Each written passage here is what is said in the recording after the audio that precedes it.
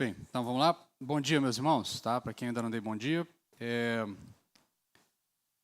Nós estamos na segunda aula deste livro aqui, tá?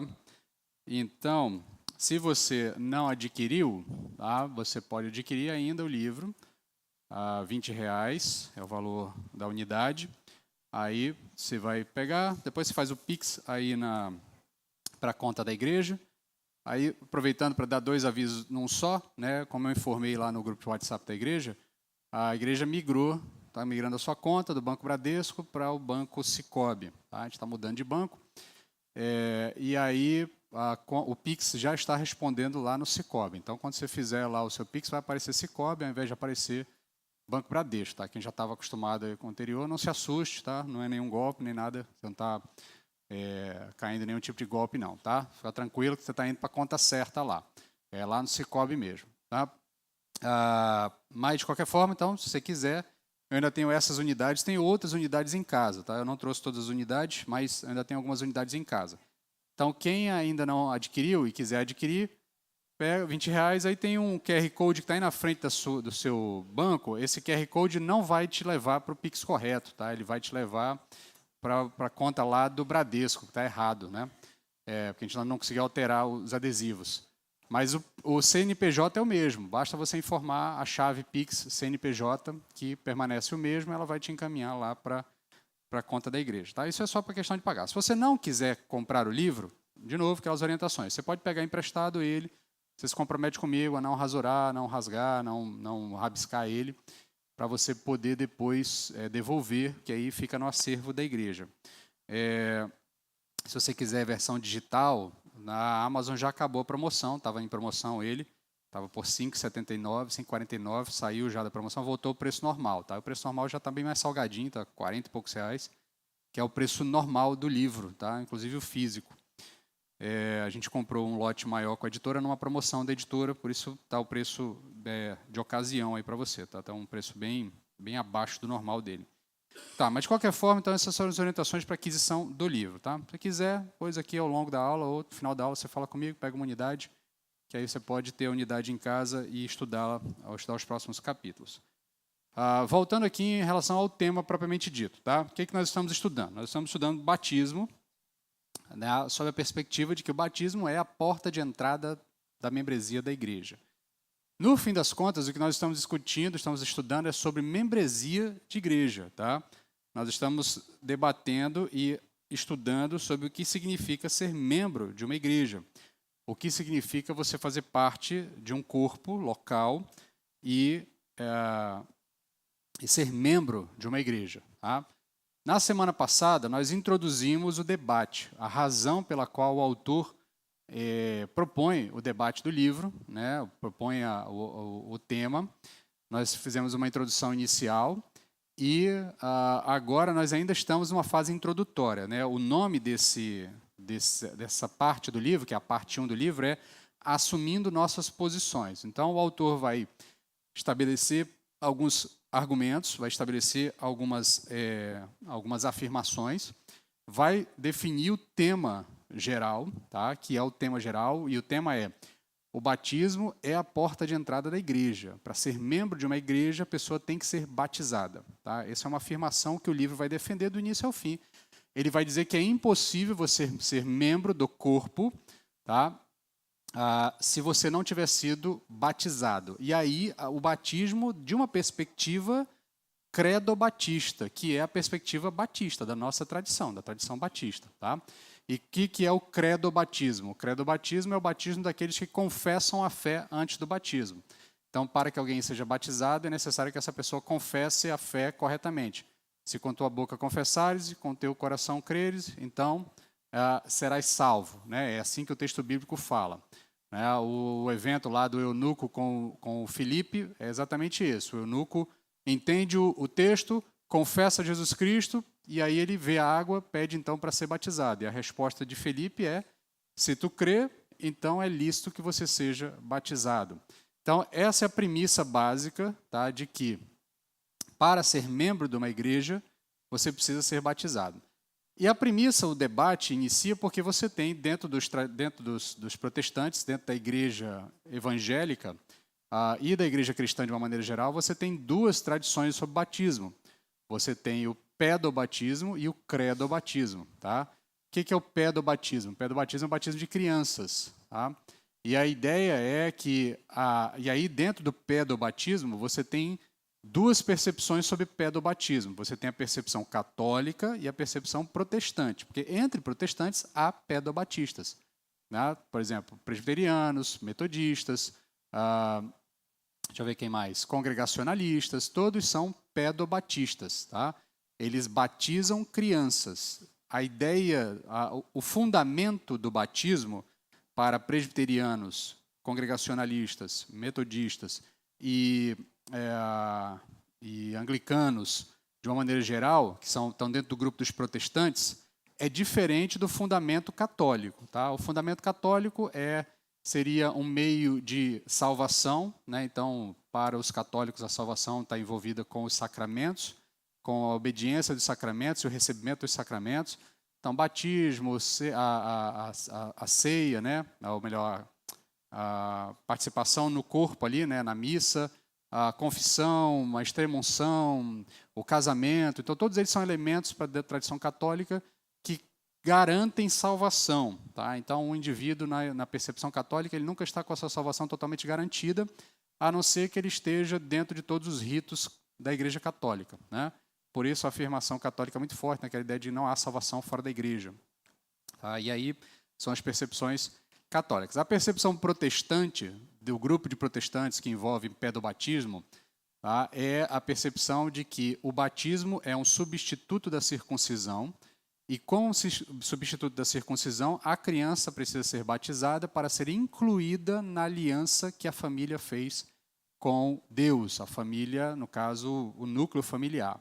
Por isso, os pais, por exemplo, um pai presbiteriano leva seu filho para ser batizado na igreja, quando bebê, para ser incluído na aliança. Quando ele chegar a uma determinada idade, ele então confessará diante da igreja a sua fé, e aí sim, de fato, ele vai, vamos dizer, ter a compreensão de que Jesus Cristo é o seu Senhor e Salvador, e aí realmente vai ser confirmada a ideia de salvação na sua mente. Eu estou sendo bem simplório aqui, porque o tema não é discutir aqui as diferenças entre pedobatistas e credobatistas. Eu estou só dando as pinceladas para que você entenda que tem dois grupos entre protestantes.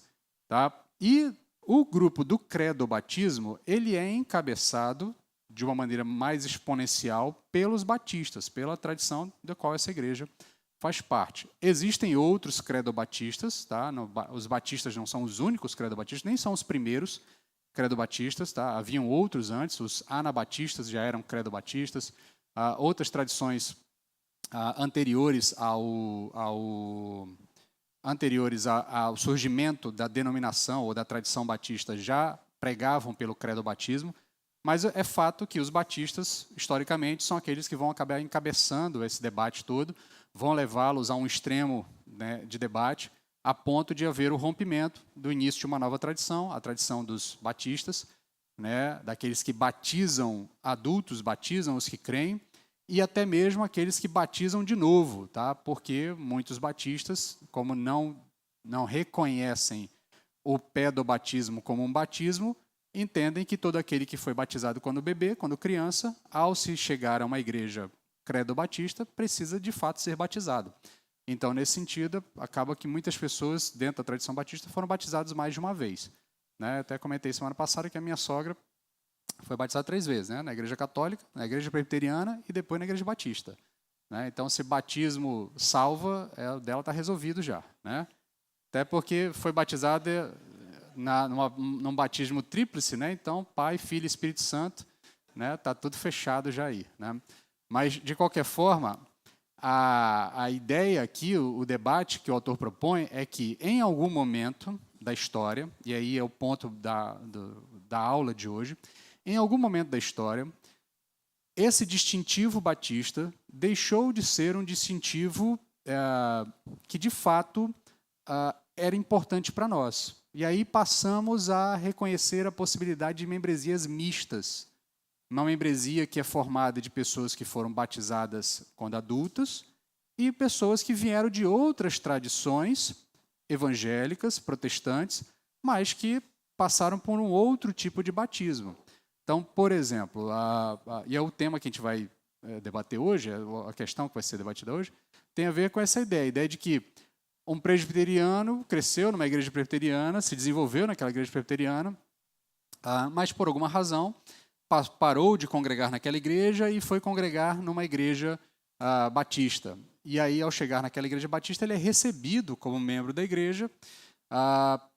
Contudo, não se é questionado o batismo dele em nome de uma relação entre as tradições, entre as denominações. E é o tema que o autor vai debater na aula de hoje, no ponto de hoje que a gente está trabalhando, que a gente vai trabalhar. Mas, no geral, o que o autor está propondo desde o início é nós analisarmos profundamente o que significa a membresia da igreja, o que significa o batismo, consequentemente, o que significa a ceia, porque a ceia está intimamente ligada com o batismo, só participa da ceia aquele que foi batizado. E por que só participa da ceia aquele que foi batizado? Porque o batizado é aquele que confessou, entendeu? É aquele que entendeu. Então, a Bíblia objetivamente não diz isso. Ela não diz, só pode participar da ceia quem foi batizado. Mas a Bíblia vai dizer que quem participa da ceia é aquele que discerne o corpo. Só dá para eu afirmar que alguém discerne o corpo se essa pessoa tiver confessado Jesus Cristo como Senhor e Salvador.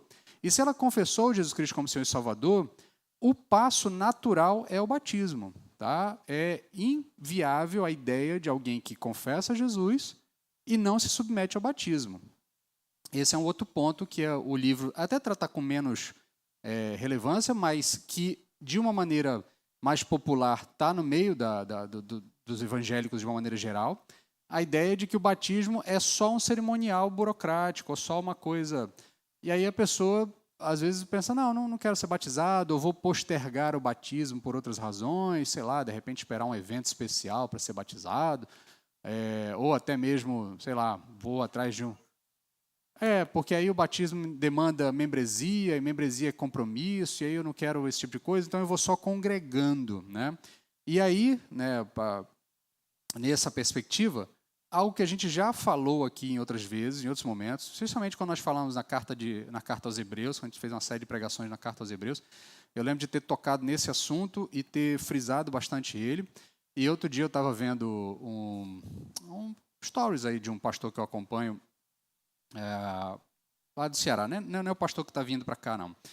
Embora ele também já tenha falado algo parecido, mas é o pastor Pedro Pamplona, pastor de uma igreja batista também lá em Fortaleza, e ele está numa série de pregações na igreja dele, na carta aos Hebreus, né? E aí ele está passando pelos mesmos capítulos ali, eu vi lá um trechinho da pregação dele, e exatamente, é o mesmo tipo de repetição, e a afirmação que ele fez é uma afirmação muito semelhante ao que eu fiz em tempos atrás aqui, e que todo mundo que expõe a carta aos Hebreus se vê obrigado a fazer, porque a carta afirma isso. A carta deixa bem claro que a membresia do corpo não é congregar. Tá? Congregar, participar do corpo, não é ser membro da igreja. Ser membro da igreja é estar ligado a um corpo, não apenas físico, mas espiritual. Então, a membresia é algo que importa. Importa a ponto do autor dizer, você não tem o direito, como membro do corpo, de não congregar com o corpo, ou seja, de não estar junto do corpo, de não participar da vida do corpo. Isso o autor vai tratar como pecado. Tá? E a Bíblia vai deixar bem claro que o não congregar está em paralelo à desobediência. Desobediência é pecado. Então, nesse sentido, eu não sou participar da igreja, ou frequentar a igreja, e são os jargões que a gente usa modernamente, né? Não, eu vou na igreja tal, eu frequento a igreja tal. Eles demonstram que a gente não tem a percepção aprofundada do que significa ser membro da igreja. Ser membro da igreja não é só ir a uma igreja. Ser membro da igreja está integrado a um corpo que está representado fisicamente, mas ele é um espelho de um corpo espiritual. Então, se eu sou parte do corpo de Cristo, eu quero estar ligado ao corpo físico de Cristo, que é a igreja local. Aí a gente pode até debater, poxa, pastor, eu moro muito longe da igreja Batista Olaria, eu posso congregar em uma outra igreja mais próxima da minha casa? Pode, uma igreja bíblica, uma igreja que pregue Jesus Cristo, uma igreja que realize corretamente as ordenanças, né? Batismo, ceia, que a pregação seja uma pregação. Isso não é o problema. Denominação não é o problema, tá? Ou placa de igreja não é o problema. O problema é a ideia do indivíduo achar que eu frequento igrejas, então eu vou naquela, depois vou naquela, depois vou naquela, depois vou naquela. Vou naquela, eu faço uma espécie de self-service, né? Então, hoje eu estou me sentindo meio para baixo, aí eu vou na igreja tal, porque lá o culto é mais animado. Hoje eu estou me sentindo mais inteligente, então eu vou naquela que o pastor é mais intelectual, eu vou lá e vou ouvir uma pregação mais cabeça, tal. Hoje eu estou preguiça, então eu vou assistir pelo YouTube, né? Então eu vou zapear aqui nas muitas opções que eu tenho, né? Eu posso fazer uma maratona, porque nas igrejas lá no Sudeste, Nordeste, no Brasil, no restante do Brasil, começa 1 hora mais cedo, então dá para o indivíduo pegar as de lá e depois ainda pegar as de cá, né? E faz uma maratona, né? Eu ouço de lá, depois ouço de cá, e ouço um pedacinho do pastor X, do pastor Y, do pastor daqui lá, como se a gente pudesse fazer essa espécie de self-service de pregação ou de culto, né? E aí a pandemia trouxe para a gente essa realidade da transmissão, que é bênção, mas, ao mesmo tempo, a gente também transforma ela numa espécie de problema sério, que as pessoas criaram a ideia de que elas podem congregar e que é possível o culto online. Tá? Culto online não existe, tá, gente? Culto online não existe. Porque online pressupõe que você está interligado com outras pessoas virtualmente. Virtual é o que não é real, e culto é presencial, é real. Aí você pode dizer, mas pastor, eu estou em casa, estou apresentando meu culto. Ok, contingências são uma coisa, padrão é outro. Tá? Você contingencialmente está em casa, não pôde ir à igreja. Ok, você tem uma amostra do que foi um culto de verdade, acompanhando aquilo pela internet. Além de todas as dificuldades naturais de você ter uma participação assíncrona, né? Então, eu estou de cá, eles estão de lá, tem um lag, tem uma série de coisas, né? O culto está acontecendo num ritmo lá e aqui eu estou no outro ritmo. Além de tudo isso, tá? Que naturalmente já vai dificultar a realidade, tá? Essa ideia de que eu participo desse culto sentado no meu sofá assistindo pela TV, isso é fruto da ideia de que a membresia é algo que eu posso simplesmente utilizar quando me convém. Então, esse é um problema que o autor está trabalhando, tá? São diversos outros problemas que vão surgindo a partir do debate, mas, no fim, o grande tema que ele está discutindo é o que significa ser membro da igreja. Qual é o valor da membresia da igreja e o quanto isso é importante para o texto bíblico. Tá? Ser membro da igreja é essencial para o texto bíblico. Não é dado ao cristão, tá? Que se professa, que se afirma como cristão, a oportunidade, o direito de não fazer parte de um corpo físico local. Tá? Você pode, de novo, chamar, mas pastor, e o esquimó, sei lá, e o índio? Eu tenho plena convicção de que qualquer pessoa que se converta em ambientes isolados, o Senhor há de levar uma igreja a ele ou trazê-lo até uma igreja. Tá? Porque o Senhor determinou que o seu povo se reúna em um corpo físico, presencial e local. Então, ele que foi lá e encontrou o esquimó, encontrou o índio, encontrou a tribo isolada, através do seu evangelho, da forma que ele achar mais necessária, sendo mandando um missionário, sendo aparecendo em visões, em sonhos, a gente ouve tanta história nesse sentido, o que quer que seja, tá? Ele não chamou aquele indivíduo para deixá-lo isolado lá. Ele certamente ou levará uma igreja até ele, ou trará ele até uma igreja. Tá? E é por conta do Senhor. Tá? Não cabe a gente aqui ficar conjecturando, dizendo, não, mas se o cara lá ele não pode ser igreja sozinho. Não existe igreja sozinho. Tá? Igreja é corpo.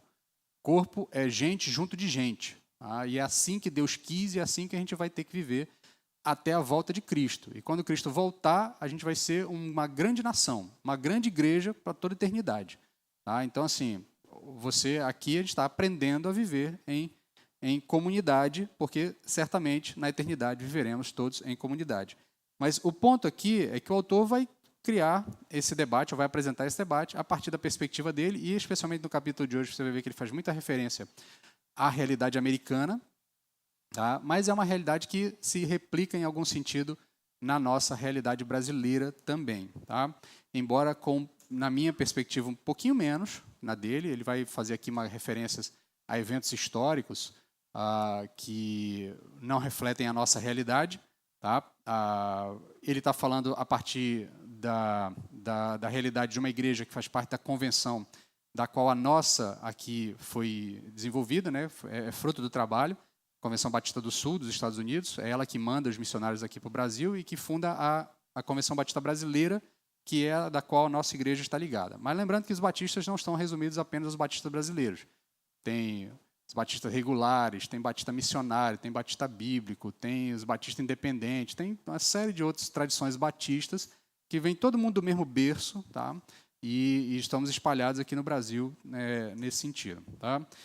Então, feito aqui toda essa digressão, explicando qual é o tema, a gente ainda está na fase de montar cenário, a gente ainda não vai entrar em texto bíblico propriamente dito, a gente vai entrar apenas em argumentações, mas elas são importantes para a gente firmar a compreensão do que, de fato, o autor quer debater, até para entender o momento em que o que ele propor pareceu um tanto quanto estranho. Tá? Porque, às vezes, você vai ver que, em alguns momentos do texto, ele vai fazer algumas propostas do tipo, olha, não interessa quem for, se não foi batizado como nós, credo-batistas, entendemos que o batismo deve ser realizado, que é o batismo da confissão, para nós não foi batizado. E se para nós não foi batizado, nós não recebemos na mesa. Tá? Não recebemos na mesa. Então, assim, tem distinções entre tradições. Tá? E aí, um ponto que ele fala no primeiro capítulo, na primeira parte, é que esse é uma dor de cabeça nossa, dos batistas. Não é uma dor de cabeça dos presbiterianos, por exemplo. Entendeu? Porque os presbiterianos estão do inverso, no polo inverso. Então, se eles são pedobatistas, para eles tanto faz batizar bebê ou batizar adulto. Está batizado. Então, um batista migrar para uma igreja presbiteriana, não haveria tanta dificuldade para ele ser recebido lá. Agora, de lá para cá, existem algumas dificuldades, existem algumas questões. Ele vai falar das igrejas de membresia mista, que a gente fixou na aula passada, os conceitos, eu vou revisar aqui com os irmãos, mas esse é um tema nosso. Tá? E antes que você fique pensando, mas nós vamos agora ser radicais, vamos começar a cortar, a minha proposta como pastor da igreja é que você entenda o significado de membresia. A partir do entendimento do significado de membresia e do debate bíblico sobre o que significa batismo, a partir daí, se a igreja amadurecer uma ideia, como igreja, nós podemos tomar algum tipo de atitude. Mas, se não, nós vamos amadurecendo isso até que a gente entenda, de fato, que nós estamos dando um passo correto ou não.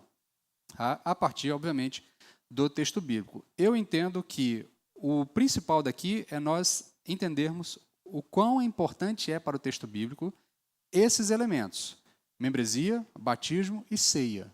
Tá? Isso é um ponto que eu quero que a igreja absorva ao final do estudo e que isso realmente seja sedimentado no nosso entendimento. O quanto é importante para o texto bíblico o conceito de membresia, o conceito de batismo e o conceito de ceia do Senhor. Eles não são meros eventos que a gente faz burocráticos ou só para preencher algum tipo de tradição histórica. Né? Então eu quero participar da ceia, eu me batismo. Então eu vou lá, dou uma mergulhada para poder comer o pãozinho e tomar o cálice aqui. Tá? Não é isso. Tem elementos, esses eventos estão ligados a compreensões espirituais que o texto bíblico fala. Por exemplo, a Bíblia vai dizer que no batismo nós nos unimos a Cristo na sua morte e na sua ressurreição. Então, há uma união, e aí, de novo, vou explicar, porque tem gente que está conosco alguma primeira vez aqui. A Bíblia trata de elementos místicos. Tá? Contudo, não é místico no sentido de misticismo, é místico no sentido de desconhecido, de algo que é fora da nossa compreensão. O texto bíblico diz que todo aquele que se batiza é unido a Cristo na sua morte e na sua ressurreição. Não é só um mero simbolismo, tá? Não é só uma teatralização. Eu caí, desci nas águas e subi, então estou teatralizando, né? Eu estou ali agindo de maneira teatral para representar o que foi a morte de Cristo e a ressurreição. Não, em algum sentido o texto bíblico trata isso em elementos místicos, de que há uma união entre o indivíduo e Cristo a partir do momento do batismo. Assim como na ceia, há uma relação de uma união mística daquele que se alimenta do corpo, daquele que se alimenta do cálice, daquele que participa da ceia, daquele que participa daquele evento. Então, há um elemento que vai além da nossa compreensão. Por exemplo, na tradição luterana, eles diferente dos católicos que reconhecem a transubstanciação, né, que é a ideia de que o elemento da ceia se transforma no corpo literal de Cristo, né, a ponto de os elementos da ceia se tornarem sagrados, né? Então, por exemplo, sobrou hóstia, então ninguém mais pode pegar naquilo, porque aquilo é sagrado, aquilo é de fato o corpo de Cristo. Isso na visão católica. A visão protestante refuta isso, mas nós temos gradações de importância desses elementos. Então, por exemplo, na tradição luterana, os elementos eles chamam de que há o que se chama de consubstanciação. Cristo está, a expressão é essa que eles usam, está sobre, em e por aquele elemento. Então, Cristo está envolto naquele elemento, Cristo está envolvido com aquele negócio. Então, aí, por exemplo, questionando um luterano, eu vendo um pastor batista falando da tradição e explicando da sua relação com os luteranos, ele perguntando para um luterano, disse assim, me explica isso. Aí ele falou assim, eu não sei te explicar. Eu só sei que no momento em que nós participamos da ceia, aquilo é muito mais do que comer um pedaço de pão para lembrar de algo que aconteceu. Entendeu? É muito mais do que só tomar um cálice para lembrar de algo que aconteceu. Então, o texto bíblico trata a ceia não apenas como um mero comer de um pão, tomar de um cálice para me lembrar de algo que aconteceu. Tá? Tanto é que o apóstolo Paulo vai dizer que porque alguns participam indignamente, eles sofrem consequências do ato de participar indignamente. Então, não é um mero evento que a gente faz uma vez por mês só para me lembrar que Cristo morreu e ressuscitou. Tá? Ao mesmo tempo, a gente também não crê na transformação dos elementos, mas nós cremos que, em algum sentido, Cristo se faz presente na igreja, a igreja se alimenta de Cristo no momento da ceia. Por isso, o crente não é dado não é dado ao cristão simplesmente a faculdade de dizer assim, participa ou não da ceia. Se você é parte do corpo, você tem que se alimentar do corpo. Então, você tem que participar da ceia. É que a gente criou algumas percepções meio malucas aqui, que é o espiritólito lá, né, o irmã Doroteia, que o pastor Saião formou aí, né, o pastor Luiz Saião cunhou uma designação para o movimento evangélico brasileiro, que ele é espiritólito, né, tem mistura de espiritismo, catolicismo e desemboca num grande amálgama de confusões. Então, muito crente cria a ideia de que para participar da ceia eu não posso estar em pecado. Então, se eu estou em pecado, eu não posso participar da ceia. Aí o indivíduo chega aqui, ele lembra do caminhão de pecados que ele cometeu ao longo do dia, aí ele diz assim, não posso participar. E o texto bíblico não fala disso. Não, porque lá examine-se o homem a si mesmo. Examinar o homem a si mesmo é compreender se você entende o que é aquilo. Se aquilo de fato faz sentido para você. E se faz sentido para você, ele faz sentido a partir do momento que você confessou Jesus Cristo como seu Salvador. Entendeu? Então, essas questões precisam ser resolvidas para que a gente não vá replicando uma série de bobagens históricas que a gente foi repetindo. Diga, James, enquanto você vai pergunta aí, eu vou me organizando aqui.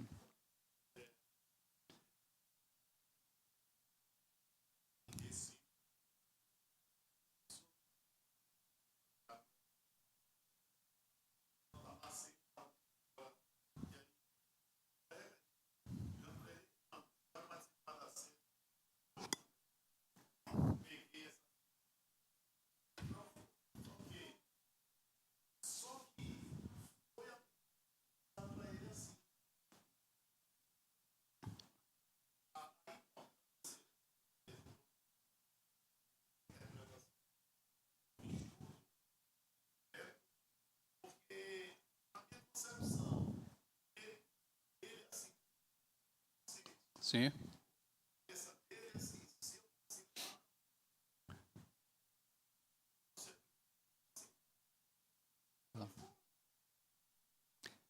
Não está certo. A proposta é que a gente debata sobre esses temas ao longo do livro, sendo guiados, obviamente, pelo autor do livro, e compreendamos o significado de batismo, ceia e membresia da igreja. Voltando aqui a alguns termos-chave da semana passada, porque eles serão necessários para a aula de hoje. Tá? Então, na semana passada, a gente firmou alguns conceitos. Membresia aberta, membresia restrita. Membresia aberta, membresia restrita é a diferenciação se o batismo é ou não exigido para a membresia da igreja. Tá? Então, por exemplo, a membresia aberta é aquela que o batismo, credo batista, não é exigido. Então, de repente, o indivíduo veio de uma tradição pedobatista ele é recebido na igreja apenas pelos métodos naturais de recebimento da igreja, seja por aclamação, seja por algum outro tipo de ferramenta que se utilize, né? No nosso caso aqui, nós recebemos por aclamação aqueles que vêm de outras tradições, contudo, sempre é questionado se esses indivíduos foram batizados. Não há nenhum tipo de referência nos nossos documentos como igreja, né, tanto no estatuto como no regimento interno, da exigência do batismo, do credobatismo. Tá? Só há a exigência do batismo. Então, em tese, se um presbiteriano vier até a nossa igreja, ele seria recebido sem grande dificuldade nesse sentido. Aí o debate é se para nós esse batismo de fato é válido ou não. É o que o autor vai propor ao longo do texto. Então, membresia aberta é essa ideia de que alguém veio de outra tradição, entra na membresia, tá, apenas para ser recebido como membro da igreja. Membresia restrita é aquela que, para ser membro da igreja, o indivíduo tem que demonstrar que foi batizado segundo uma percepção batista de batismo. Tá? Ceia aberta e ceia restrita, mesmo conceito. Tá? A ceia aberta é mais usual, no sentido de que você tem alguém de outra igreja congregando conosco, então ele participa da ceia, né, desde que ele confesse Jesus Cristo como seu Salvador e tenha sido batizado. E aí não se questiona muito se o indivíduo foi batizado por imersão. Imersão e aspersão nem é o debate que o autor vai propor, mas se foi batizado por pedobatismo ou credobatismo. Ceia restrita é a ideia de que só pessoas batizadas é que podem participar da ceia. Tá? A ceia ultra restrita, tá, é a ceia que só os membros da igreja local participam. Tá? Então, só quem é a igreja local pode confirmar que foi batizado nos modos que nós entendemos como batismo bíblico que participarão. Então, a ceia ultra restrita é só para a igreja local. Tá? Tradicionalmente, nós temos a ceia restrita. Esse é o normal da maioria das igrejas, entre restrita e mista ali, né? E aberta, na verdade. Comunhão ocasional seria a ideia de visitante. Se eu estou fora da minha igreja, alguém está fora da sua igreja, participa conosco, de repente hoje tem um culto, aí um irmão está visitando, ele se entende como batizado corretamente, então ele participa, então seria essa comunhão ocasional. Tá? E aí essa posição aberta restrita, que ele também cria, que ele apresenta, é a exigência do batismo para a membresia, mas não para a ceia do Senhor. Então, a maioria das igrejas adota esse tipo de comportamento, a ceia, a posição aberta ou restrita, né? Então, eu não exijo do indivíduo o batismo, credo ou batismo para participar da ceia, mas exijo dele batismo para se tornar membro da igreja. Tá? A grande maioria acaba seguindo por esse caminho, tá? Especialmente batismos que vêm de outras tradições católicas ou outras tradições pedobatistas. Tá? Então, relembrado aí, voltemos agora ao texto propriamente dito. Vamos lá para os nossos objetivos dessa manhã. Tá? Primeiro, vamos identificar.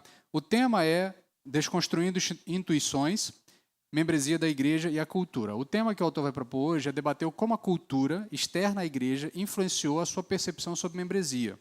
Esse é o tema geral do capítulo. Tá? Então, os nossos objetivos vão ser identificar as estruturas de plausibilidade que influenciam a visão sobre membresia. Então, ele vai mostrar uma série de argumentos plausíveis que demonstram como a cultura externa tem influenciado a nossa percepção sobre membresia. O outro objetivo é articular os desafios da fidelidade bíblica versus sensibilidade cultural. Se, por um lado, a gente tem que ter a fidelidade bíblica, lembra que a fidelidade bíblica não pode ser levada, entenda o que eu quero dizer, ela não deve ser levada a ferro e fogo, achando que os conceitos, ou melhor, o contexto do tempo bíblico é o mesmo contexto do tempo atual. Por exemplo, nas cartas bíblicas, você tem a igreja de Corinto. A igreja de Corinto é uma igreja só, ainda que ela esteja espalhada em diversos locais, mas ela é uma igreja só. Então, quando alguém é aceito na igreja em Corinto, essa pessoa é do conhecimento de toda a igreja. Então, ainda que hajam lideranças separadas, ou seja, um presbitério atuando em locais distintos, esse presbitério se conhece. Essa realidade não existe mais nos nossos dias. Então, assim, ainda que, por exemplo, eu mal conheço todos os pastores batistas do estado de Rondônia. Vali lá todos os pastores de igrejas evangélicas só de Porto Velho. Então, eu não conheço todas as tradições evangélicas que estão em Porto Velho. Então, de repente, você congregou um tempo numa outra tradição evangélica e aí você, por alguma razão, chegou até a Igreja Batista Olaria. A gente precisa de ter todo um trabalho de conscientização de que eu não posso simplesmente considerar que o que você teve lá é de fato aquilo que a gente afirma aqui. Isso precisa ser feito um filtro, precisa ser conhecido, precisa ser entendido. Ainda que, por exemplo, entre batistas a gente tenha uma espécie de carta de confiança, né? Por isso a gente troca cartas, né? A ideia do trocar cartas é essa, né? Eu estou congregando aqui na Igreja Batista Olaria e de repente vou me mudar para sei lá, Espírito Santo, aí uma cidade qualquer lá. E aí procuro uma igreja batista lá, me apresenta aquela igreja, e aí aquela igreja pede a minha carta. Esse é o jeito batista de fazer, né, as coisas. Então, o que é pedir a carta, né? É pedir a carta de recomendação da igreja anterior, para que a igreja anterior diga, olha, este membro é membro aqui, participativo, ele foi batizado, ele confessa Jesus Cristo como seu Salvador. E nesse voto de confiança entre uma tradição irmã, né, a gente leva uma membresia de um lugar para o outro. Tá? Diga, irmã. Eu achei que você estava pedindo. Então, a gente leva a membresia de um lugar para o outro. Tá? Mas isso é a partir de um voto de confiança entre uma tradição que mesmo essa tradição é pulverizada. Então, assim, igrejas batistas em Porto Velho não necessariamente são iguais às igrejas batistas em Manaus. Não são iguais às igrejas batistas. Embora a gente tenha um centro muito semelhante, né? Liturgicamente é diferente, às vezes tem uma tendência teológica para um lado, uma tendência teológica para o outro, mas na percepção sobre batismo, a gente tem uma percepção unificada, ou deveria ter uma percepção unificada. Então a gente precisa ter esse balanço aí entre aquilo que é uma fidelidade estrita bíblica e a compreensão de como eu aplico essa fidelidade ao tempo moderno, aos dias atuais. Tá? E, obviamente, o desafio de aplicar o conceito à nossa igreja. Tá? Compreender também a complexidade do debate é o ponto principal também, é um dos objetivos da nossa aula de hoje. Tá? E em que pé que nós estamos? Tá? Que é aí onde ele começa a trabalhar o conceito aqui. Tá? Deixa eu só achar aqui o capítulo, para eu poder acompanhar as anotações aqui. Opa, fui longe demais.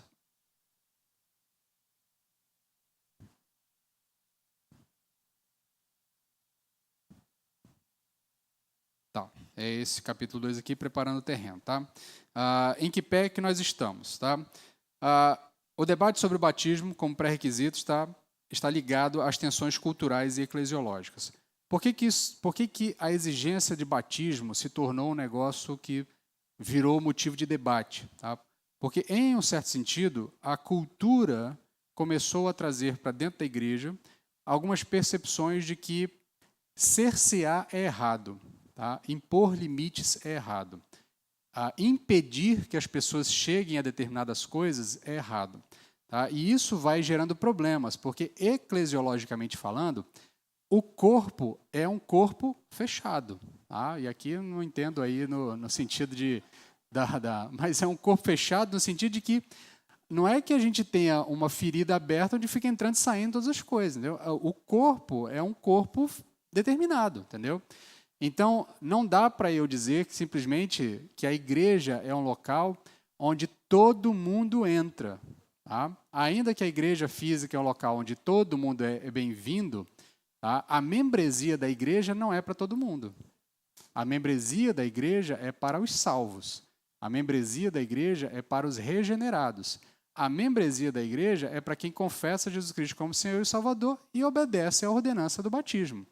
Tá? Então, há uma percepção de que, culturalmente, quando a gente impõe limites, a gente está sendo mal, está sendo ruim. Né? Então, essa coisa de, não pode, não, é ofensivo, né? Quem é você para dizer quem é membro ou não da igreja? Né?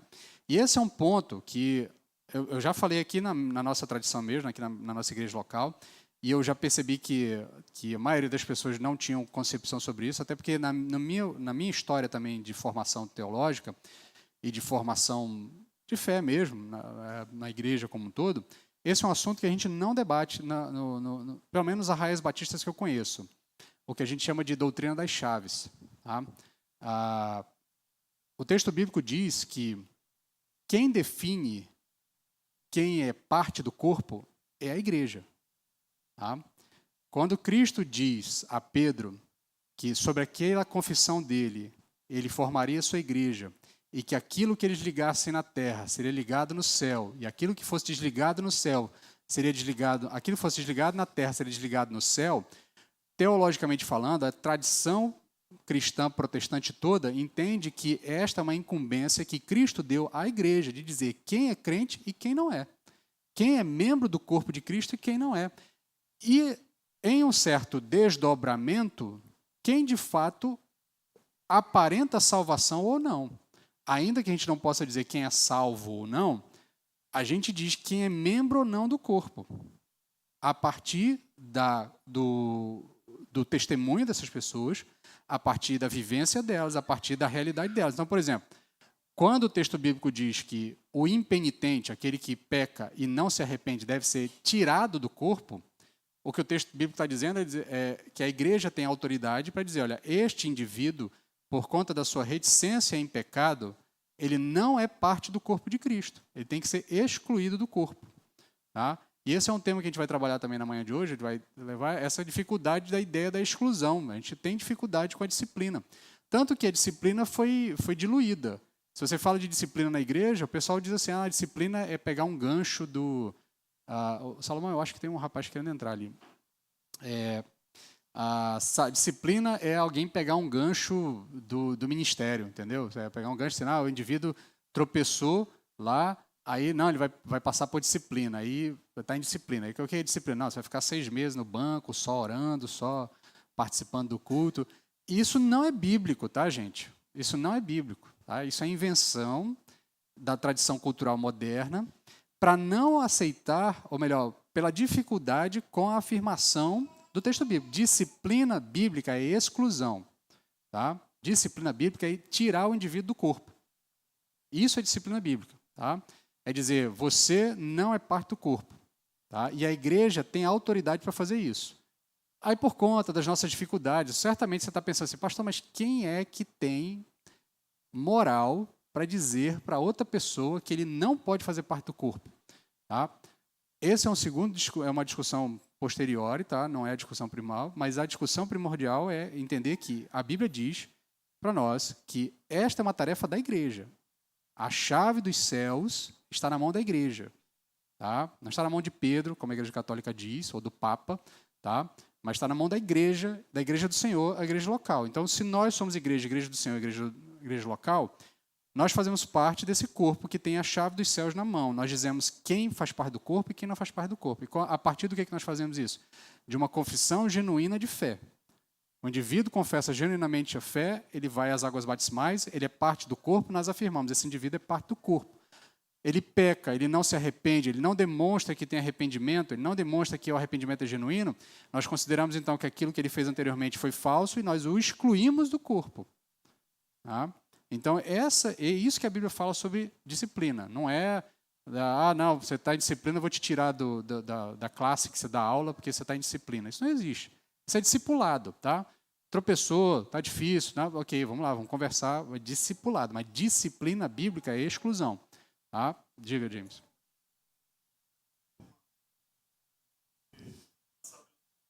Aham.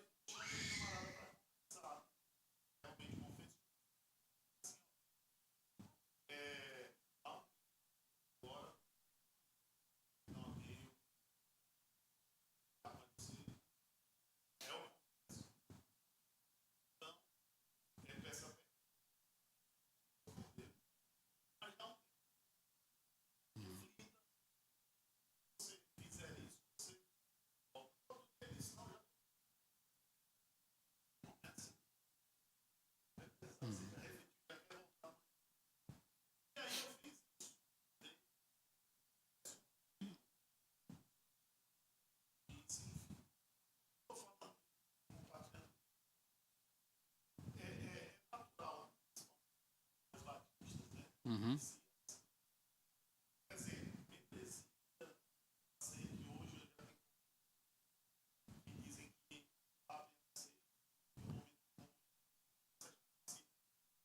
Aham. A gente vai chegar lá, tem esse ponto.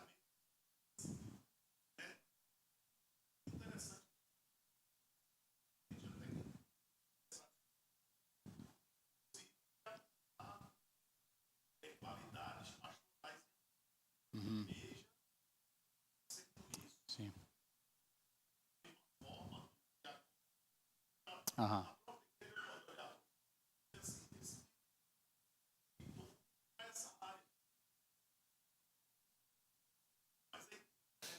Aham.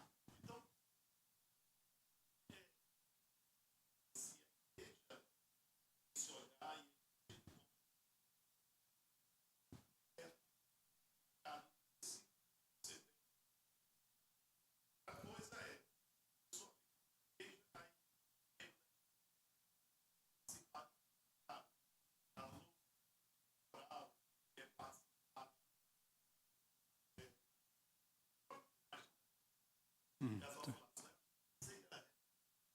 Aham.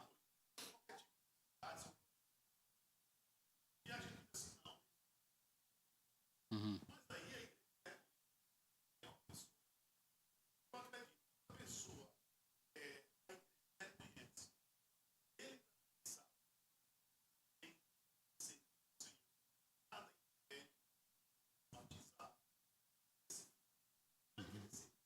Aham.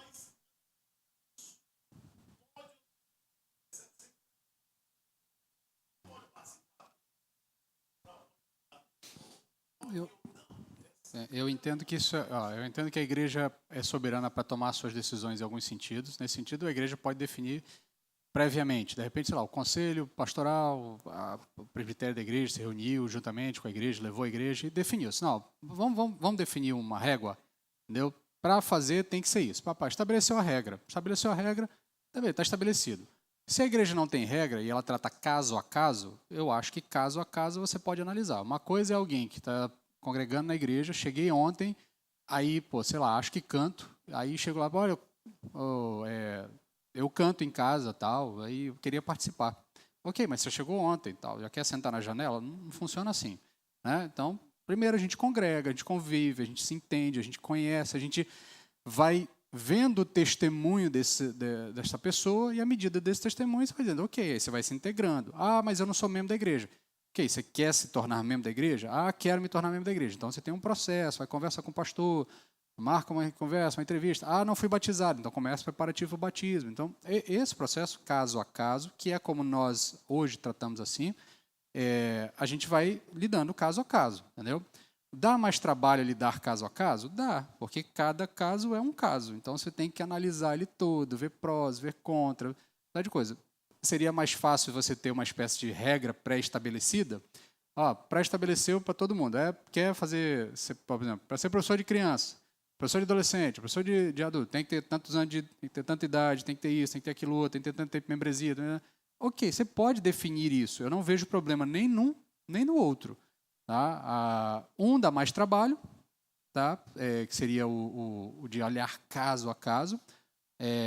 Outro daria menos trabalho porque você já pré-estabeleceu as regras.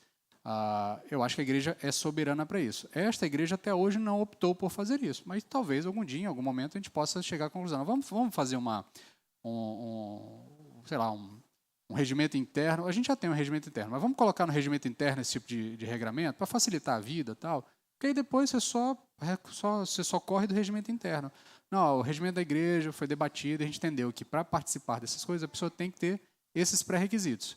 Os pré-requisitos das funções, né, eclesiásticas, a Bíblia já definiu. Então, assim, a gente não tem para onde correr. Tá? O pastor tem que estar enquadrado lá, Timóteo lá, Tito, o diácono tem que estar enquadrado lá, o presbítero tem que estar enquadrado lá, tá? A diaconisa tem que estar enquadrada lá. Se não tiver enquadrado, aí você não adianta, entendeu? Não adianta ser membro da igreja, não adianta ser membro fundador da igreja, não adianta nada, entendeu? Se não está enquadrado ali, tá? exclui. Tá? Agora, outras coisas que a Bíblia não predeterminou, acho que a gente, com sabedoria, com bom senso, a gente pode pré-estabelecer ou pode analisar caso a caso. Não vejo dificuldade nenhuma, nem com uma nem com outra. Diga, James. Ou James não, Arison.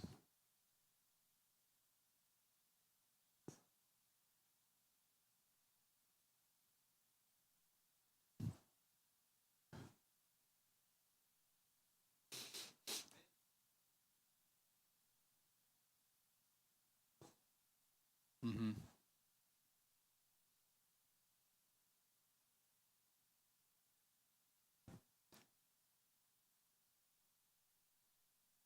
Aham.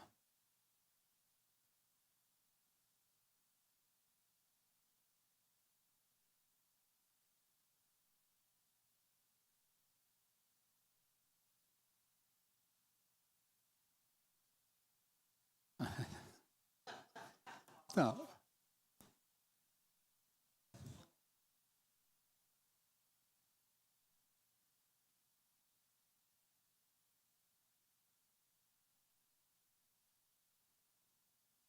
sim, falta esse bom senso de você analisar algumas coisas. Então, assim, tudo é uma questão de análise de bom senso, tá? Mas essa dificuldade do que o irmão comentou está dentro desse conceito aqui que o doutor está falando, essa questão da tolerância e da intolerância. Então, em prol de uma tolerância, não, a pessoa está chegando, vamos incluí-la, vamos fazer ela sentir parte, vamos deixar ela se integrar, aí você deixa o neófito fazer aquilo que o neófito não foi chamado a fazer ainda. E esse é um conceito que a gente precisa também, como igreja, começar a estabelecer na nossa mente. Existem crentes novatos, neófitos na fé. O neófito não tem que assumir tarefas do experiente. O grande problema é que a gente tem 500 anos de igreja e ninguém quer ser experiente, ninguém quer assumir, não, eu sou experiente. Todo mundo está sempre se achando neófito. Então, esse é um problema. A gente precisa crescer como igreja. Tá? Eu já falei para os irmãos, nós não somos espíritas, mas você tem que evoluir, meu irmão. Tem que sair de um lugar e ir para o outro. Não dá para ser eternamente a mesma coisa. Entendeu? Você precisa evoluir na sua caminhada de fé. Não dá para amanhã você ser igual hoje. Não dá para daqui a 10 anos de caminhada de fé você ter as mesmas dificuldades teológicas que você tinha 10 anos atrás. Tá? Também é sempre, já passa a palavra, irmã, sempre também tem a carta, né, a carta trunfo para jogar na conta na liderança, né? Ah, não, é porque meu pastor era ruim, era fraco teologicamente, o professor de EBD também era fraco, a professora da sala era ruim, então, meu irmão, a Bíblia está aí, entendeu? Lê, estuda e entende, tá? Não dá para também ficar a vida inteira jogando na conta da liderança, tá? Eu sei que a liderança tem um papel primordial, não estou tirando a responsabilidade, já disse para os irmãos diversas vezes, e o ofício pastoral. A Batista tem dificuldade com a expressão sagrado, né? Com a expressão sacro, né? A gente não chama a ceia de sacramento, mas o ministério pastoral a gente chama de sacro-santo ministério pastoral, né? Então, se de fato a gente acredita que o ministério pastoral é sagrado, a gente não pode deixar os inábeis chegar até lá.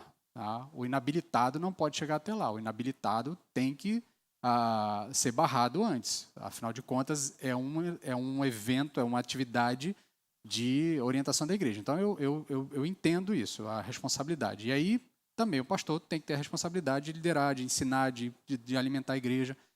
Eu não tenho dificuldade com isso. Tá? Mas, ao mesmo tempo, não dá para também a gente ficar só na desculpa, não, que o pastor é isso, o pastor é fraquinho, não sei o quê, aí eu não aprendi. Aí você fica 10 anos sem aprender. Entendeu? Aí não dá, não, tem que desenvolver. Diga, irmão. Ah,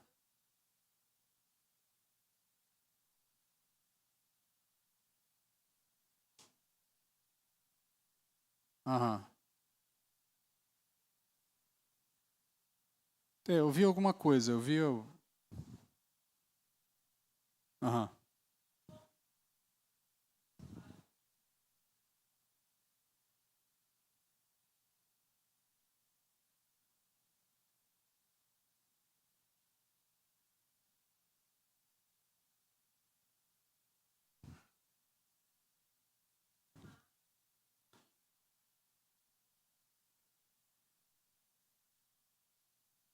Aham.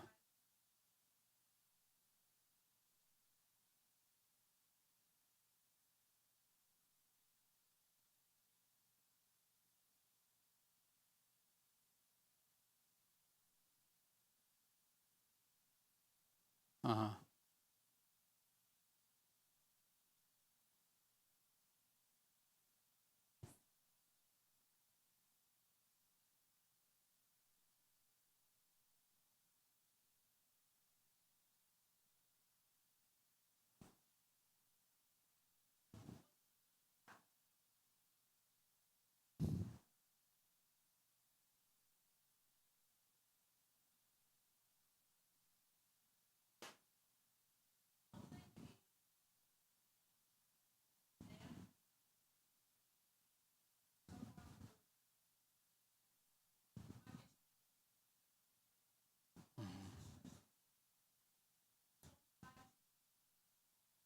Uhum.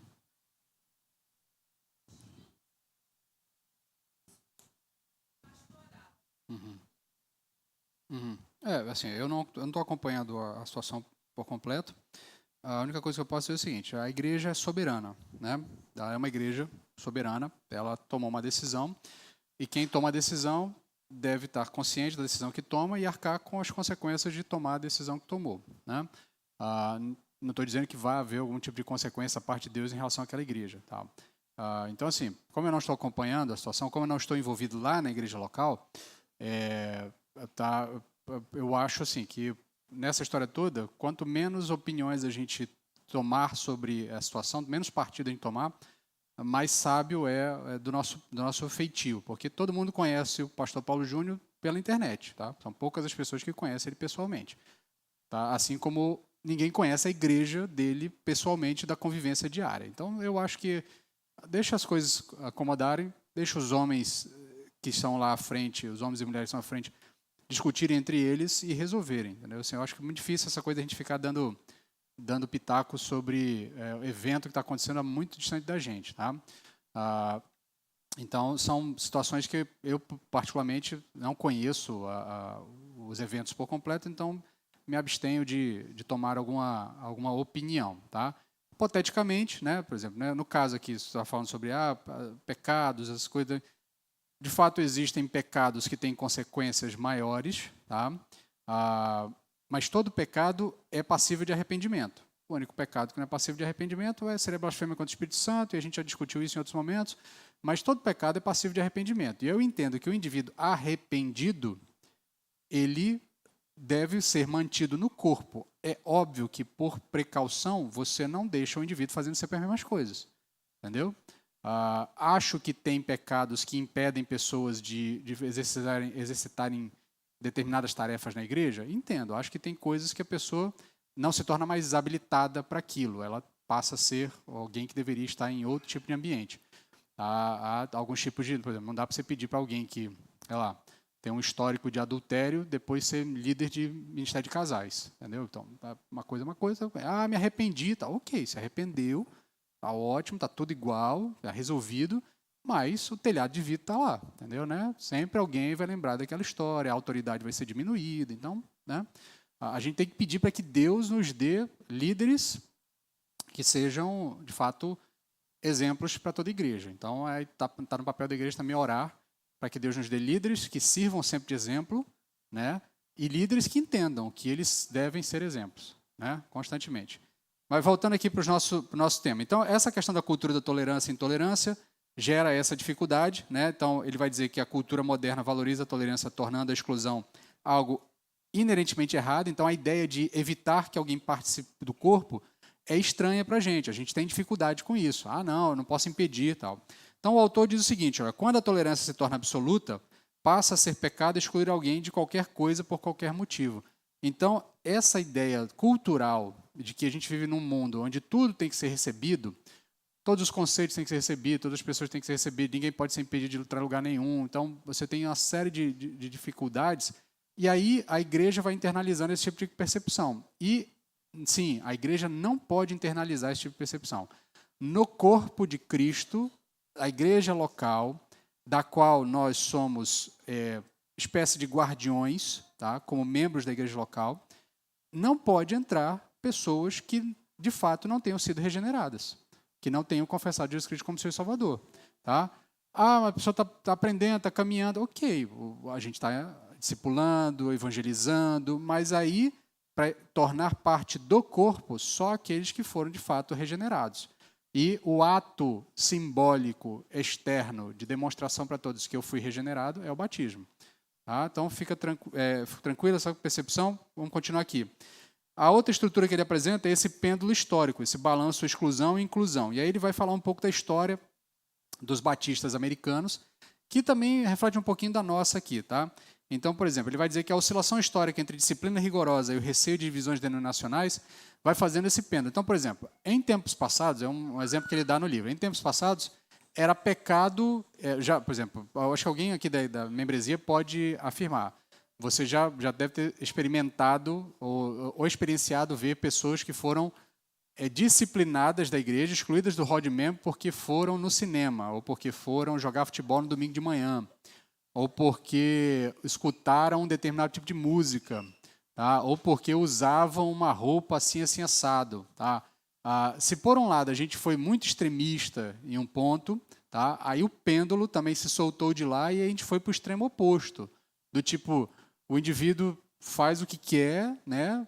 E ninguém atua com disciplina na vida daquele indivíduo, na igreja. Então, assim, nem tanto a terra, nem tanto ao mar. A gente precisa achar o equilíbrio desse pêndulo, e o equilíbrio é um equilíbrio bíblico. Tá? Então, assim, pecados externos, tá? Os pecados ocultos se trata de forma oculta, tá? E aí, assim, entendo o que eu quero dizer. Pecados que não foram expostos publicamente, você trata eles de maneira reservada. Tá? Gabinete pastoral, ministério pastoral, acompanhamento, arrependimento, orientação. E segue o caminho bíblico. Tá? Se o indivíduo não se arrependeu, tá? Chama 2. Se chamado por 2 ele não se arrependeu, leva para a igreja. Se diante da igreja ele não se arrependeu, exclui. Tranquilo, esse é o caminho normal. Tá? É o caminho normal, é o caminho bíblico. Tá? Agora, uma coisa assim, chegou lá o irmão, teve lá um desentendimento familiar, chega até algum irmão da igreja, ou chega até o pastor trata internamente, e aquilo está resolvido internamente. A igreja não precisa saber. Tá? Não tem esse negócio de ficar prestando conta para a igreja dos problemas que o pastor vai tratando dentro do gabinete de os irmãos que estão em pecado. Tem uma espécie de boletim do pecado da igreja. Tá? Uma espécie do, não, vamos aqui listar todo mundo que está em pecado, para você saber, o irmão está em pecado, então eu não vou sentar perto dele no culto. Tá? Esse tipo de coisa, isso não existe. Agora, pecados externos, coisas que acontecem, que abalam externamente a igreja, às vezes o caminho é já você tratar publicamente, entendeu? Coisas que foram públicas, tá? Às vezes o caminho que sobra é você já tratá-los publicamente, direto com toda a membresia da igreja, porque aquilo foi algo público. Não adianta você ficar criando etapas como se fosse uma espécie de checklist só para desencargo de consciência. Tá? Mas, obviamente, não cabe a nós também uma espécie de inquisição ibérica. É uma questão sempre de bom senso. Tá? Bom senso. Por isso que o presbitério da igreja não pode ser formado por neófitos, não pode ser formado por pessoas inexperientes, não pode ser formado por pessoas que não tenham maturidade. Porque nessas horas, o bom senso demanda experiência, maturidade, percepção, compreensão dos níveis de entendimento de cada indivíduo, e isso aí, obviamente, a gente acredita que o Espírito Santo orienta a liderança. Então, ele vai citar a experiência dele lá, então, enquanto os batistas anteriores viam os distintivos eclesiásticos como dignos de excomunhão, os credobatistas contemporâneos relutam em torná-los uma condição para a membresia. Então, eles entendiam o seguinte, se o indivíduo não cumprir um dos distintivos batistas, né, batismo de adulto, batismo daquele que crê, então o indivíduo tem que ser excluído do hall de membros. Então, se isso, por um lado, tornou um ambiente muito extremista, no outro pêndulo, a gente começou também a receber de qualquer forma e tratar como se aquilo não tivesse grande valor. E membresia tem valor. Tá? E eu preciso que você entenda isso, porque membresia tem valor. Eu quero ser membro da igreja, eu não estou me agremiando a um clube, eu estou me agremiando, eu estou me juntando ao corpo de Cristo na Terra.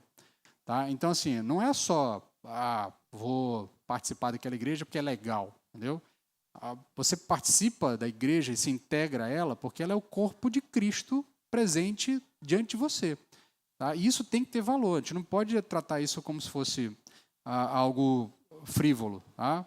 Tipo, saio daqui, vou para lá, e aí, por exemplo, a gente vai trabalhar ao longo do período aí, essa ideia até que as pessoas têm, que para mim é bastante confuso, né? A ideia do indivíduo, eu estou numa igreja, numa tradição X, aí de repente eu vou embora para uma outra tradição que tem nada a ver, entendeu? Assim, com percepções teológicas totalmente diferentes. Porque no fim das contas, para a gente, membresia é só uma espécie de checklist. Então, se eu estou numa tradição que segue um pensamento, uma forma teológica de interpretar as coisas, tá? Ir para uma outra que é totalmente distinta e diferente, certamente gerará confusões.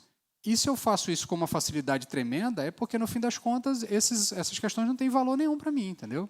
Então, na verdade, o que eu só quero é uma igreja para me alimentar e eu poder fazer o meu desencargo de consciência semanal, dizendo, não, eu fui para a igreja hoje, fiz minhas orações, a semana vai ser abençoada, o Senhor vai me abençoar agora, eu já cumpri a minha tarefa, entreguei o meu dízimo, tal, então agora eu posso exigir do Senhor, né, que faça a parte dele também, né, afinal de contas já está escrito na Bíblia, né, faz a tua parte que eu farei a minha, né, tal, né, lá em 1 Heresias está escrito, né, então a ideia de que eu faço a minha parte, aí Deus faz a parte dele, eu vou na igreja, Deus então me abençoa e está tudo resolvido, né? Então, esse tipo de coisa é fruto de uma percepção pequena sobre o que significa ser membro da igreja. Então, terceira estrutura que ele aponta como uma plausibilidade para esse tipo de ideia de que membresia é um negócio muito solto. Tá? O DNA cooperativo, e aí ele vai chamar a atenção, unidos para o mesmo fim, evangélicos gostam de trabalhar juntos. Tá? Exatamente porque nós rompemos com a tradição católica, tá? Que era unificada, né? Porque na Igreja Católica só existe a Igreja Católica. Então, quando você rompe com os protestantes, aí você tem evangélicos espalhados, diversas tradições, em algum momento, principalmente no início, essas tradições evangélicas, muito por conta da tradição católica que ainda estava enraizado neles, guerreia entre si. Então, presbiteriano persegue batista, batista persegue...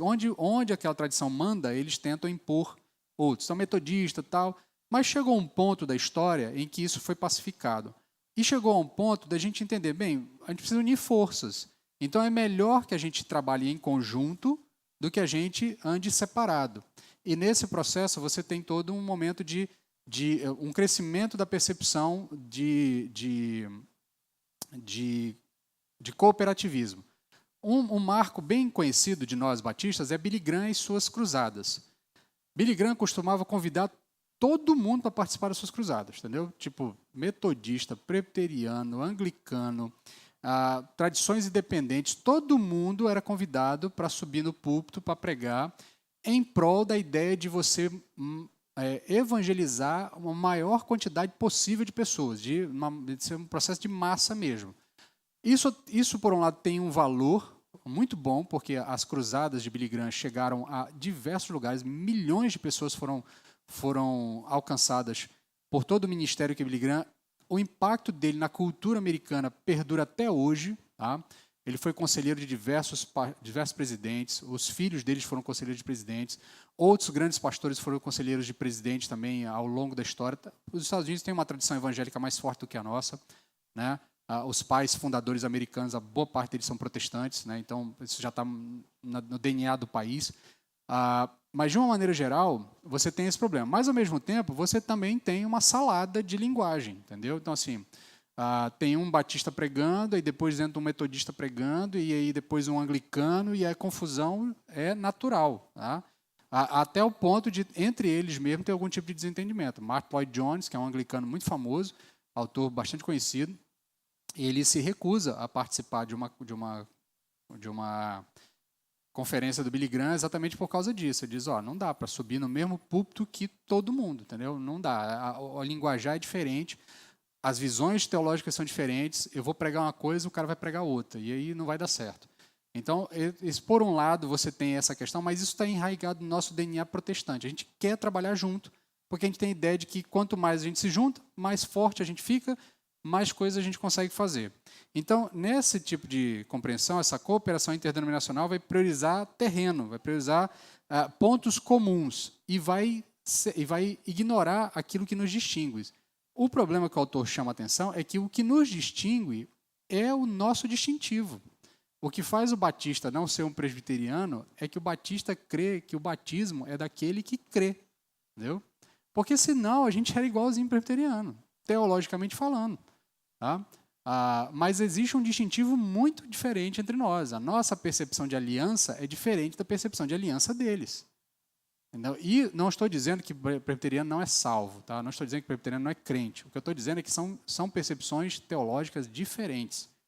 E nem sempre essas percepções teológicas podem ser colocadas de canto, como se não tivessem grande valor. Tá? No nosso caso, a tradição batista só existe por causa desse debate. Entendeu? Então, para nós, isso tem que ser caro. Porque esse é o nosso distintivo. O que faz um batista? O que, de fato, define um batista? Tá?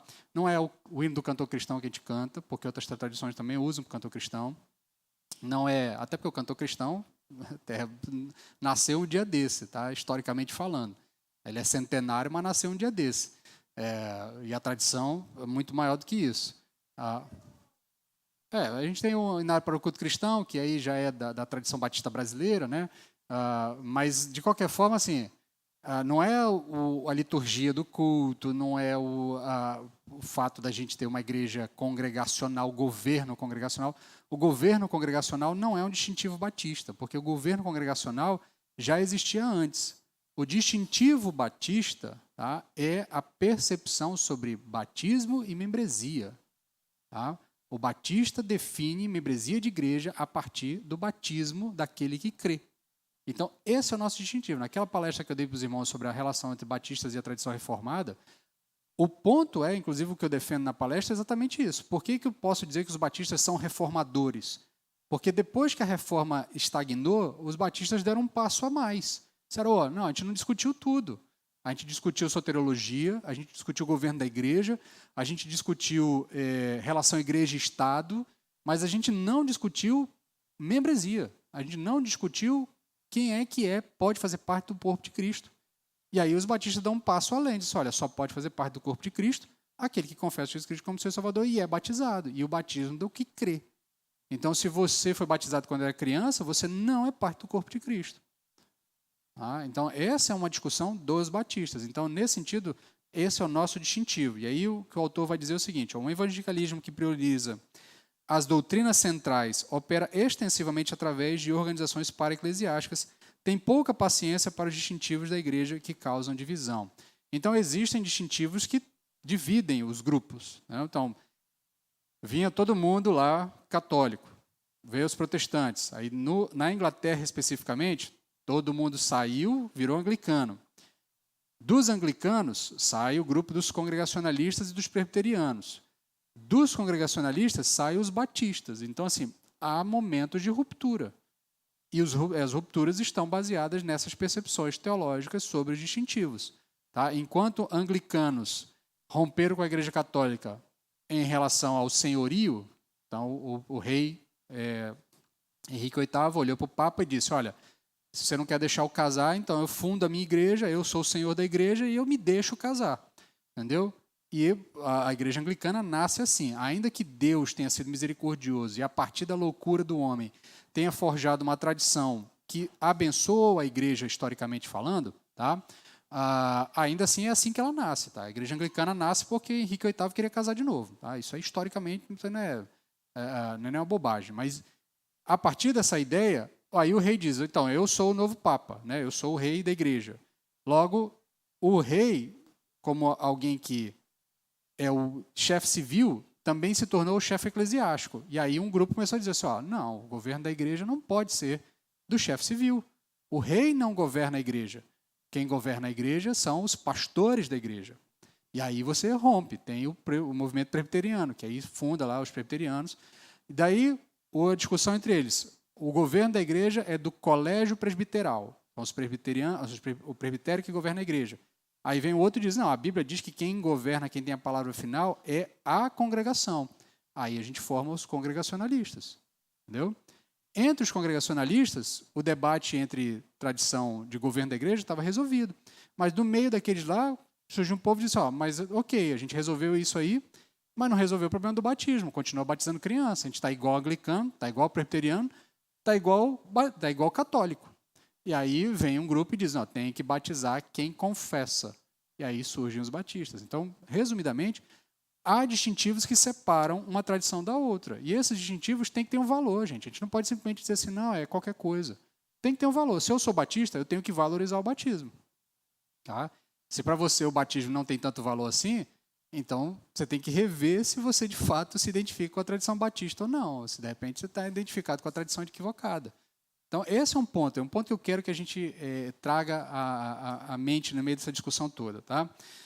Outro ponto que ele vai levantar é o essencialismo evangélico e aí o que realmente importa. Né? Ele vai dizer assim, a tendência de reduzir os compromissos doutrinários ao mínimo essencial para a salvação. Esse aqui é o negócio que eu falei na semana passada, que é um negócio que me traz assim, exige de mim o fruto do Espírito toda vez. É quando a gente debate assuntos teológicos e no final alguém solta aquela frase, mas o que importa é Jesus. Né? O que importa é que... Gente, eu entendo que o que importa é Jesus, eu entendo que no fim das contas o que importa é o Evangelho ser anunciado, mas tem coisa que importa ser debatida também, entendeu? Tem coisa que tem valor, porque a Bíblia debate isso. A Bíblia discute isso. Então eu não posso simplesmente dizer assim, não, tudo bem, então depois de todo o debate a gente escanteia isso, deixa de lado e aí não é tão importante. Ou é importante ou não é importante. Entendeu? Então a gente precisa também entender isso. E aí o autor diz o seguinte, ó, para um essencialismo, exigir o batismo para ser membro de uma igreja é nada menos do que elevar o batismo acima do evangelho. Então, por exemplo, qual é a dificuldade que o autor vai tratar aqui? Ele vai dizer, olha, muita gente diz, não, para você fazer parte da igreja, basta você ouvir o evangelho e acreditar no evangelho. Esse é o primeiro passo, tá? Mas para você ser membro da igreja, você tem que ser batizado, tem que batizar. Entendeu? Porque a Bíblia diz que pregar o evangelho a toda criatura, batizando-os em nome do Pai e ensinando-os a guardar tudo aquilo que vos tem ensinado. Então tem um valor, então não dá para reduzir a um mínimo essencial, como se isso fosse resolver todos os nossos problemas. Tá? Então esse é um ponto que o autor traz também. E aí a quinta estrutura, ele fala do avanço do secularismo, fortaleza ou trincheira, né, que ele sugere.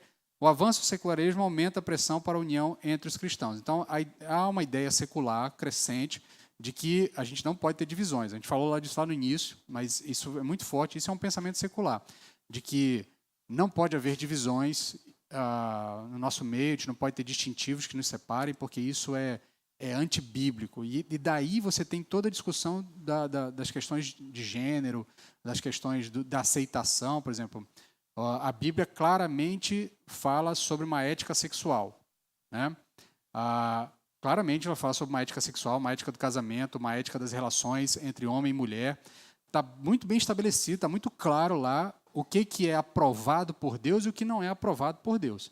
Aí o indivíduo vem e diz, não, mas o que importa é o amor. Jesus ama. Então, se ele me ama do jeito que eu sou. Aí eu tenho uma ética equivocada, né, um padrão de casamento, uma relação distinta, então eu fundo a minha igreja, porque na minha igreja só importa o amor, e aí eu esqueço as outras coisas do texto bíblico. Não dá, gente. O texto, toda a palavra, ela é relevante para o ensino, para a demonstração. Então, a gente não pode desconsiderar alguns elementos. Então, o que o autor nos diz? Não devemos idolatrar a unidade. Se a unidade exige que sacrifiquemos uma convicção bíblica, é nosso conceito de unidade que precisa ser repensado, e não nossas convicções. Unidade, tá, não significa uniformidade, não, todo mundo precisa ser igual, tá? Mas unidade pressupõe compreensão de que nós temos um conceito comum. Tá? E aí, quando o conceito não é comum, não dá para ter unidade. Unidade não pode ser forçada. Unidade ela é fruto da nossa percepção daquilo que o texto bíblico nos ensina. Tá? Sexto, medo da exclusão, o preço da intransigência, o desconforto de ser visto como exclusivo ou intolerante. Esse é o último ponto que ele levanta, que é a dificuldade maior que ele apresenta para o autor, para o seu leitor, é essa dificuldade que se a gente segue nesse caminho de exigir batismo do que crê para ser membro da igreja, certamente nós chegaremos a um ponto onde as pessoas vão olhar assim, aquela igreja é exclusivista, entendeu? Porque lá só entra se você preencher os requisitos bíblicos necessários. E aí, o que ele vai chamar a atenção é dizer assim, a gente não pode ter medo disso, porque, de novo, Falei para os irmãos na semana passada, o evangelho é tolerante, mas o evangelho não é inclusivista. Tá? Ele não inclui todo mundo. O evangelho demanda transformação. Se você não se arrepender de seus pecados, você não pode entrar no corpo de Cristo. Você não pode fazer parte do corpo de Cristo. Se você não se arrepender e, naturalmente, dar a informação externa do arrependimento, certamente você não pode fazer parte do corpo de Cristo. Então, ele diz o seguinte, então nós, batistas, somos homem estranho e ninguém gosta de ser esse cara. Uma coisa é ser intolerante por ser cristão, mas ser chamado de intolerante com o batismo começa a fazer com que a membresia aberta pareça bastante atraente. Então, em certo sentido, os batistas precisam voltar às suas origens no sentido de, olha, nós não toleramos outras opções de percepção sobre o batismo, entendeu? Porque nós entendemos que elas estão erradas. E aí é uma questão de distintivo, é compreensão, tá? Isso é ser batista, tá? Isso é a tradição que nós abraçamos como igreja local. Tá? Finalizando, conclusão. É crucial examinar criticamente nossas intuições e buscar uma eclesiologia bíblica sólida. Eclesiologia é o cerne da natureza batista. Os batistas existem porque eles debateram a eclesiologia reformada. Tá? Os batistas surgem por causa da sua percepção de igreja. E é uma percepção muito forte. Todos os pais batistas originais, e aqui eu não quero parecer assim, tipo, muito advogado de batista aqui, tá? Não é isso, tá? Não estou dizendo que salva a igreja batista. De novo, não estou afirmando que nenhuma das outras tradições não haja salvação. Tá? O que eu estou afirmando, e o que o livro afirma, é que, biblicamente falando, o que nós defendemos é que só existe uma percepção de batismo. Consequentemente, só existe uma percepção de ceia. Porque o batismo está inerentemente ligado à ceia. E só existe uma percepção de membresia. Tá? E todas elas são a partir de uma percepção do texto bíblico. Então, nesse sentido, a tradição batista surge a partir dessa visão. Tá? E se nós queremos ser uma igreja bíblica e, obviamente, tradicionalmente batista, nós temos que examinar criticamente nossas intuições e buscar uma eclesiologia bíblica sólida. E aí, nesse sentido, né, fica aí a pergunta para nós, como que essas estruturas de plausibilidade influenciam a nossa visão sobre a membresia. Então, o desafio para você na semana é pensar sobre o quanto o autor tratou nesse trecho, sobre como é que você vê a membresia de igreja. Porque a partir de semana que vem a gente começa a ver texto bíblico, propriamente dito, aí começa uma parte mais de teologia bíblica mesmo, aí começa a brincadeira a ficar mais séria, né? E aí, porque você, ao final do estudo, nós queremos ter uma visão sólida sobre membresia de igreja a partir do texto bíblico. Tá? Alguma pergunta? Algum questionamento?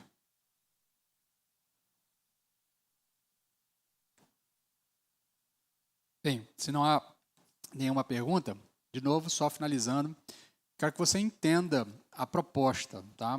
A minha proposta ao estudarmos esse material é refletirmos sobre o quanto a Bíblia dá importância para esses três elementos: membresia, batismo e ceia, e como eles estão intimamente ligados, ou como é importante para nós, tradicionalmente falando, a nossa tradição. Nós surgimos a partir desse debate.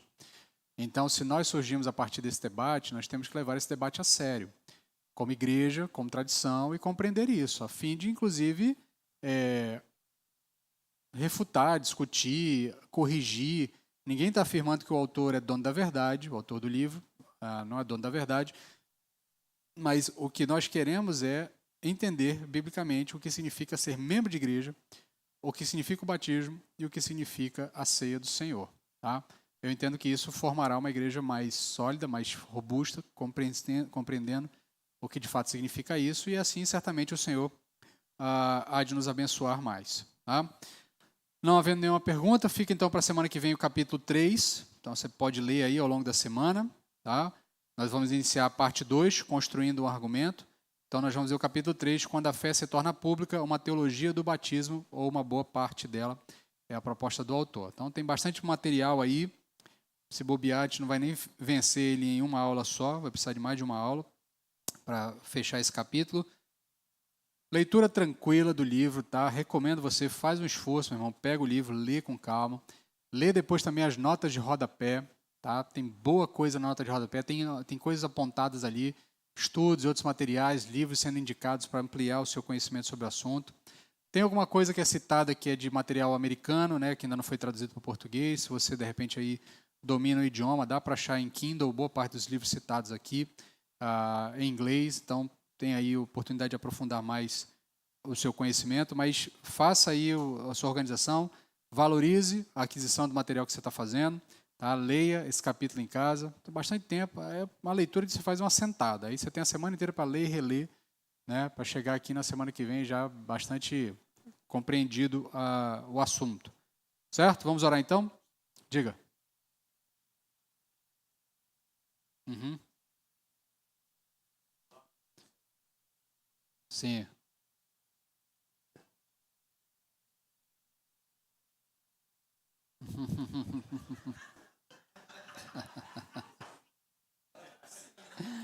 Rapaz, aí é difícil, hein, meu irmão?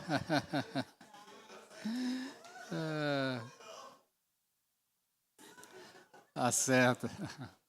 Então, vamos orar então. Meus irmãos, mais uma vez, obrigado pela paciência de todos, tá?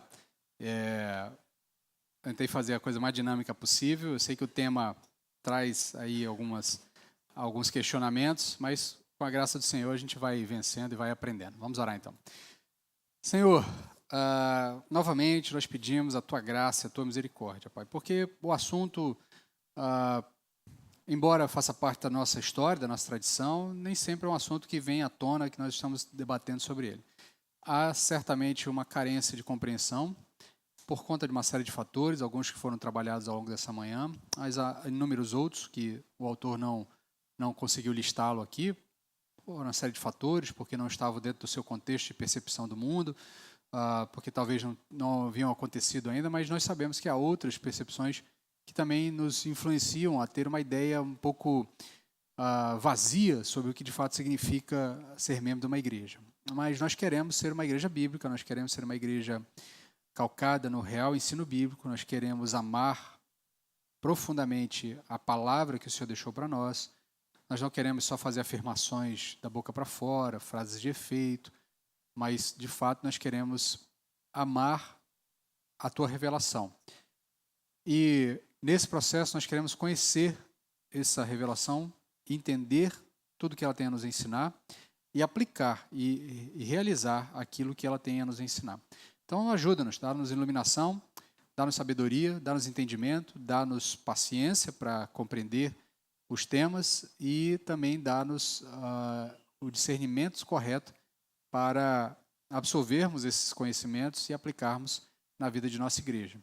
Tem misericórdia de nós, é o que te pedimos, em nome de Jesus. Amém. Amém, meus irmãos. Então, até domingo que vem.